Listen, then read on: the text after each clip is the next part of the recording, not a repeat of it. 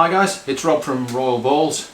This is part 2. If you watched the video yesterday and you want more, this is the video for you. We'll look at the rest of the clutch, so let's get after it. Okay, now let's take a look at what happens if we mix Mojave with black pastel or cinnamon. So we're going to mix Mojave with the floating alien heads and the strong dorsal striping, and we're going to mix it with black pastel or cinnamon. What happens when we mix these two genes? Okay guys, here is where the magic starts to happen. So again, we take the characteristics of both snakes, but have a look and see what's happened to the alien heads. See how the alien heads are drawn out along the flanks of this animal, almost like a leopard. But this is Mojave. You see the very strong dorsal striping. Again, that is the influence of Mojave, and you can see that this snake is darker than the standard Mojave. So again, we've taken a combination of the two, we've mixed them together, but we've created a little bit of magic in terms of the pattern here on this snake. Much different pattern to what we would expect. Very elongate, floating alien heads as a result of mixing these two genes. So the colour is pretty much what we'd expect, but we get these extended alien heads and a very strong dorsal. So this snake here is actually like Mum. This is a Savannah or cinnamon Mojave or black pastel Mojave. A black pastel Mojave would be black magic. Cinnamon Mojave is Savannah, but very similar outcomes. You get exactly the same extension of the alien head. So let's compare this baby with Mum. And Mum is obviously huge compared to baby, but you can see immediately the similarity in the dorsal striping, and you can also see the extended alien heads here on Mum, which is exactly what we get on the baby. So there's the comparison for you. This is cinnamon Mojave in Mum and cinnamon Mojave or black pastel in the baby. A little bit of magic there with Mojave. Where else do we see Mojave doing those same magic things? Well, this is a GHI Mojave, and again you can see the very strong dorsal stripe. So here's the Savannah with the strong dorsal striping, and we've lost the alien heads in the GHI Mojave. We've just got these faint thumbprints, but quite clearly you can see Mojave in here, the floating alien heads again. This is a little bit of Mojave magic, with Mojave reacting quite strongly with other genes and producing a result which is perhaps a little bit different to what you would normally expect. The very strong dorsal striping is characteristic of Mojave mixed with just about any other gene. So this is GHI Mojave versus Savannah and the magic of the Mojave gene. So let's take our Savannah or Mojave black pastel or Mojave cinnamon. What happens when we stack or layer another gene on top of that? And from this pairing it would have to be banana, right? So if we add the third gene, banana, to the mix, what does that look like? Well, here it is. This is the cinnamon Mojave with the very strong dorsal striping and the elongated alien heads. This is the banana version of the same thing. You see the very strong dorsal striping and the elongated alien heads. So we've taken the Savannah, we've added banana, and we've got an identical patterned snake with a banana colour added to it. So this is the 3 gene animal, this is the 2 gene animal, and I think you can see here the influence of the black pastel or cinnamon and Mojave together in this animal.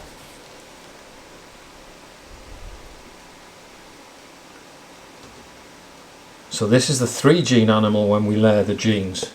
So 2 gene cinnamon Mojave and 3 gene cinnamon Mojave with banana.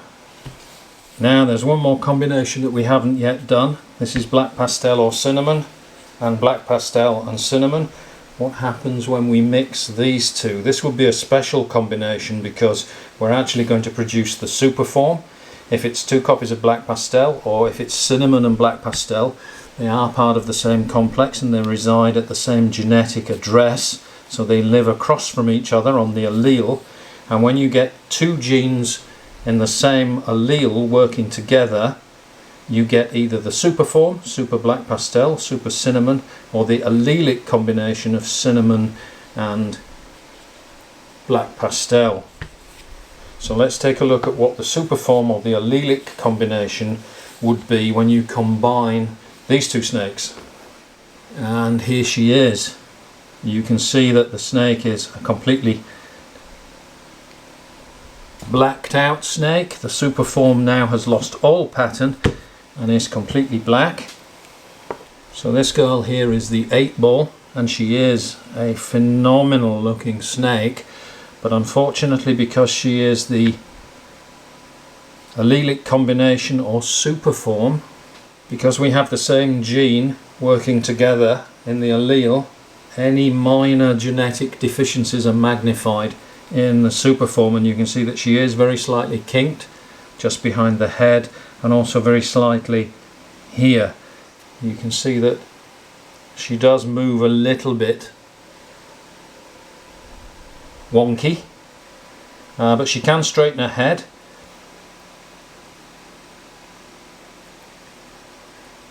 So this is the 8-ball or the cinnamon black pastel, and we now need to get this girl eating, see whether she can eat past this restriction in her neck, and I don't believe it's too severe to stop her from eating, so hopefully this girl will thrive. So this is the super form. This is a very special combination of 2 genes, cinnamon and black pastel, and it's an allelic combination because they share the same address and work together to produce this all black snake. So let's just look at these snakes again, and we look at the banana now. So this is the banana. This is banana black pastel. And this is banana black pastel with Mojave added. So we've got 1 gene, 2 genes, 3 genes. And I think you can see how we identify these guys based upon what we see in the other animals. The Mojave in this guy here is obvious from the extended alien heads, and obviously the colour is black pastel or cinnamon.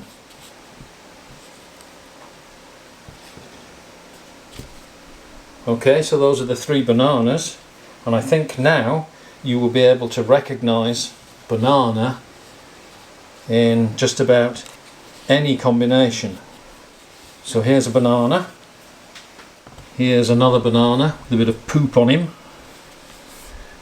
but you can see there's no disguising banana in any of its forms, even when it's mixed with other genes. So here is straight banana, this is banana mixed with warmer, this is banana mixed with enchi.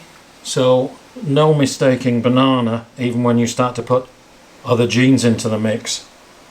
Banana, when we mix it even with a recessive gene like clown, is still very, very distinctive and very, very obviously still banana. Banana cinnamon, no mistaking this guy. Even when you mix it up with other genes, there's no mistaking banana cinnamon or banana black pastel. And there is no mistaking the banana cinnamon combination, even when you mix it with a ton of other genes, as in the case of this animal here. This is a multi-gene animal, but you can still recognize banana and cinnamon together. So what about Mojave? When we start mixing Mojave in with other stuff, can we still recognize it? Well, when you mix it with other genes, we expect Mojave is going to strengthen the dorsal stripe and possibly extend out the alien heads, but still possible to recognize Mojave. And even when you mix Mojave into a combination with a ton of other genes, which this girl here has, I think you can still see the very, very strong dorsal striping that Mojave brings when you mix it with other genes. But the floating alien heads here, the teardrops with the single keyhole, very, very characteristic of Mojave. So even when you stack Mojave with a bunch of other genes, Mojave is still recognizable.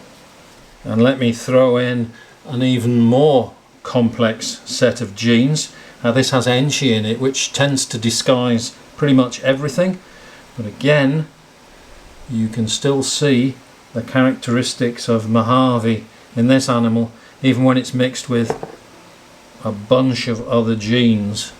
So let's just take another look at this 4-gene combination now that we've broken it down, dissected it, split out all the genes, recombined them and combined them with other stuff as well.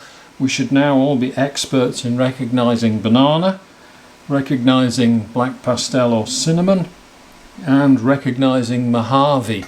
And I think you've seen that Mojave in particular works magic when it's mixed with other stuff, but still recognizable as Mojave. So it's time to get these babies all set up. Take one more look at the 8-ball here. We're going to try and get her eating. So all of these snakes will now all be set up individually. Okay guys, how awesome is this? A hoodie from ARP with ball python maniacs on the back. We have the ARP cap and of course the obligatory face mask. And let me just take this off so that you can actually hear me. And this hoodie is fantastic quality and really useful out here in the 30-degree temperatures and 80% humidity that we've currently got in the snake room. So there we go. This is the ARP Constrictor's new swag.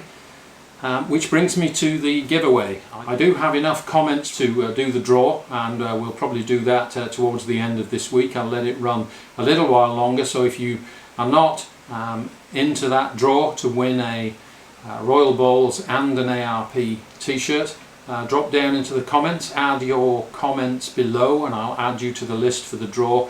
But Malaysian subscribers, come on guys. Let's get some comments down there. Just let me know that you are Malaysian so I can split you off, because there's a snake to be won from ARP.